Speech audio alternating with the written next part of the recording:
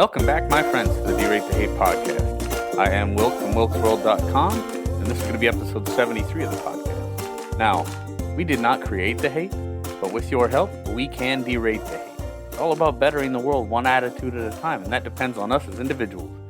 What have you done today to make your life a better life? What have you done today to make the world a better place? It's all about us, people. It's all about making the world a better place by making our lives better lives. Now, recent weeks have shown some pretty dark days for the United States of America, and I have to say, if you listened to last week's episode where I talked about the 13 young U.S. service members that were killed in Afghanistan, you could tell that one hit me pretty hard. But there will always be dark days, and we have to realize that with those dark days comes our responsibility as individuals to look for the positive, look for what in this world we can be grateful for, what in this world we can bring to the forefront in our lives to make our lives good. Because there's always going to be bad. We know that there's always going to be bad. And these times that we're living through right now, there's no question about it.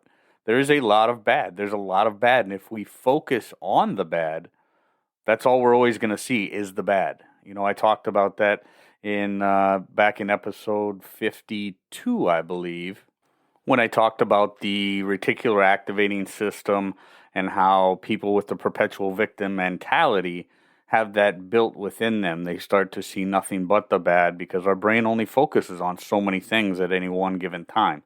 So with all the bad that's going on nowadays, and I talk about it, I do talk about it pretty regularly, how the news, you know, the if it bleeds, it leads news, and let's accentuate the negative all the time, and let's try to equate everything to racism and white supremacy and right-wing whatever, this, that, blah, blah, blah, stuff in the news. What that does is that tends to make us believe everything that is around us is bad. And we have to look past that. We got to get past that. We got to find things that build us up. We got to find the positive. You know, one thing that happened recently was my wife quit using Facebook. Now, there are more than multiple reasons why that happened, most of which that I'm not going to get into. But I mean, you know, with all the crap with the politics that's being displayed on Facebook nowadays, and then all the nonsense about the COVID and the vaccines and the masks and the stuff with the schools and the children having to be masked. And I mean, it gets to be overwhelming. And if that's all you're looking at all day, every day, you begin to believe that the whole world is nothing but that. And the reality is that's not so true. You know, there's a lot going on in this world outside of, well, not necessarily outside of, but there's a lot of stuff going on in this world that has nothing to do with all that garbage. I mean, there's a lot of people out there that are still just really living their lives. You know, they get up in the morning, they brush their teeth, they take a shower, they go to work, and they live their lives. And quite honestly, the vast majority of people, unless they're engrossed in social media and big mainstream media shoveling this garbage down our throats all the time, they're just living their lives. And it really, that's the way that it should be, because, you know, there's a lot of positive. There's a lot of things out there right now that we need to be grateful for and can be grateful for. And if all we're focusing on is all the dumpster fire stuff that we see in social media and mainstream media, and then that's just what we're going to see. That's what we're going to perceive as reality, and we don't want that. So there's a couple things I want to talk about this week. You know, God bless the 13 young service members that were killed recently in Afghanistan during that bungled operation. And if you didn't listen to that episode from last week, please step back and listen to that, because, you know, as we approach September 11th, and this episode will come out shortly before the 20th anniversary of September 11th, and we do have to remember that a lot of people, starting 20 years ago, died in this fight. And it's absolutely tragic, and every death is a tragedy. And a lot of these kids that, and I don't want to call them kids, I shouldn't say kids, a lot of these young service members that passed away this past week, they were barely in diapers. They were barely, or maybe a couple of them were in grade school, but a lot of them were just newborns when September 11th happened. So we need to think about that. We need to think about the sacrifice that they and their families have made. And then all the people over the past 20 years, all the people that have sacrificed their lives and given their ultimate sacrifice to this country in the name of freedom and trying to defend us against terrorists and hateful ideologies. So I do want you to think about that. If you haven't listened to that episode, step back and listen to that episode. There's not a lot that I can do for them, but at least I was able to say their names, and they're not getting the recognition that they should from certain people in this country. So step back and listen to that episode 72, where I talk about the 13 U.S. service members killed in Afghanistan this past week, and then with the coming of the 20th anniversary of September 11th, we also have to think about what got us there. What got us to that point, that hateful ideology, a handful of hateful terrorists, took down a number of planes and killed 3,000 of our fellow countrymen. And actually, not just our fellow countrymen, people from 90 countries died on that day.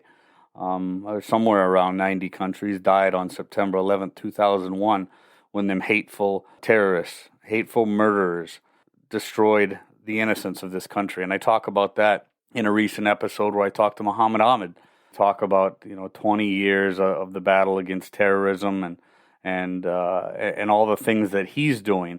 He talks about fighting an idea with an idea, helping to de-radicalize not only young Muslims, but before they become Islamic radicals, but people of all kinds of hateful ideologies. So there's a lot to be thankful for when it comes to people like Muhammad Ahmed and his Average Muhammad organization and Parents for Peace. And I talked to Muhammad in a couple different episodes. I talked to him, like I said, just recently in episode 71 of the podcast. I had him back on a couple weeks ago, and we talked about all the great things that he's got going on with the Average Muhammad organization. And then way back in episode 49,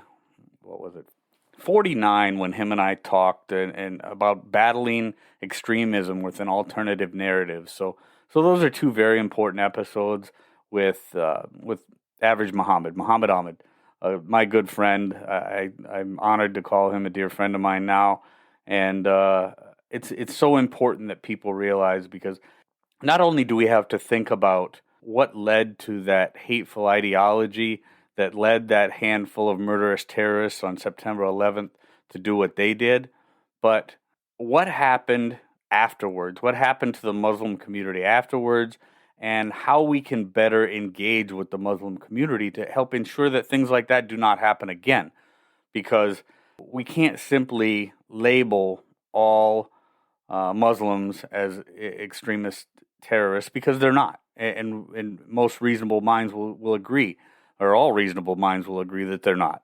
There's so many good people from that community, and it's a shame what happened this past week, where so many of the people in Afghanistan that helped our country, that helped our country as interpreters, as guides, as helped our soldiers seek refuge while we were helping them to build a better country for themselves before it was all turned back over to the Taliban.